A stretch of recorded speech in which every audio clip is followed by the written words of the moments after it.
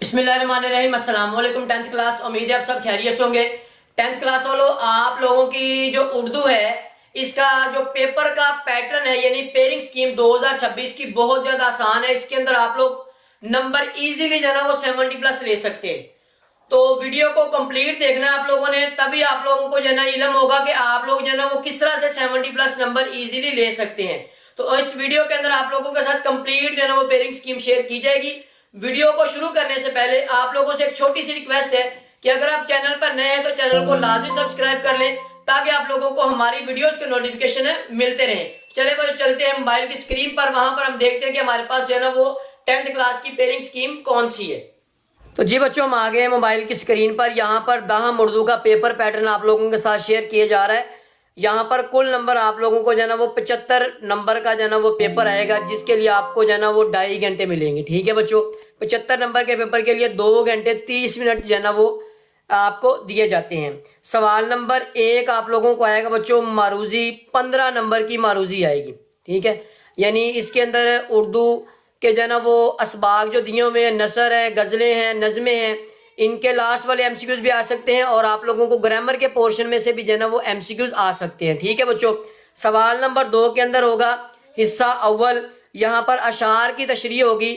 اشعار کی تشریح کے اندر آپ لوگوں کو نظم میں سے جو ہے نا وہ 4 اشعار آئیں گے جن سے آپ لوگوں نے 3 کو اٹیمپٹ کرنا ہے، اور غزل میں سے آپ کو 3 اشعار آئیں گے جن میں سے آپ لوگوں نے 2 کو اٹیمپٹ کرنا ہے۔ ٹھیک ہے بچوں، یہ ٹوٹل 10 نمبر کا جو ہے نا وہ اشعار کا پورشن ہوگا، یعنی ہر شعر کے 2 نمبر ہوں گے۔ ٹھیک ہے بچوں، یہ آپ لوگوں نے اس کے اندر یہ غلطی نہیں کرنی کہ ترتیب کے ساتھ اگر 7 دیے ہوں گے تو پہلے 5 آپ لوگ کر دیں۔ ٹھیک ہے، اس بات کا آپ لوگوں نے خیال رکھنا، جو نظم کا پورشن ہوگا وہاں سے آپ لوگوں نے 3 کرنے ہیں، اور جو غزل کا پورشن ہوگا وہاں سے آپ لوگوں نے 2 کرنے ہیں۔ ٹھیک ہے بچوں، اس کے اندر ایک بات کا آپ لوگوں نے اور بھی خیال رکھنا ہے، جتنی لینتھ آپ لوگ بورڈ کے اکارڈنگ، جو بورڈ والوں نے لینتھ بتائی ہوتی ہے اس لینتھ کے اکارڈنگ اگر آپ پیپر کریں گے تو آپ لوگوں کو پورے نمبر ملیں گے۔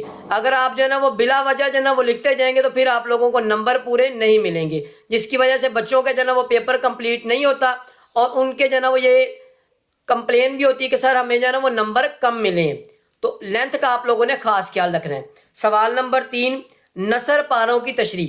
اب نثر پارے، یہاں پر آپ کو 2 نثر پارے آئیں گے، یعنی آپ کو جو نثریں دی ہوئی ہیں شروع میں بڑے اسباق، ان میں سے آپ کو ایک پیراگراف دیا جائے گا۔ اس پیراگراف میں آپ نے کیا کرنا ہے، ایک پیراگراف کی آپ لوگوں نے جو ہے نا وہ تشریح کرنی ہے۔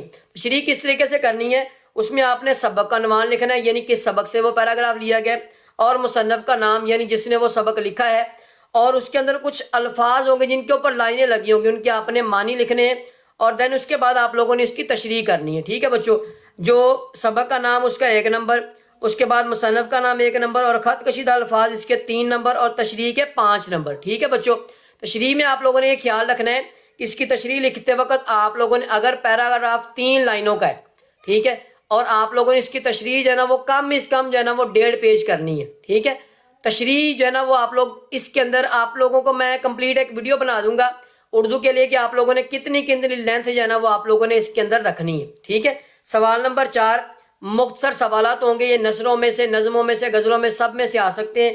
8 ہوں گے، آپ لوگوں نے 5 کرنے ہیں 10 نمبر کے۔ ٹھیک ہے، سوال نمبر 5 سبق کا خلاصہ ہوگا، جو بڑے اسباق ہیں یعنی کہ نثریں ہیں، ان میں آپ کو 2 خلاصے دیے جائیں گے جن میں سے آپ لوگوں نے ایک خلاصہ کرنا ہے، 5 نمبر کا یہ ہوگا۔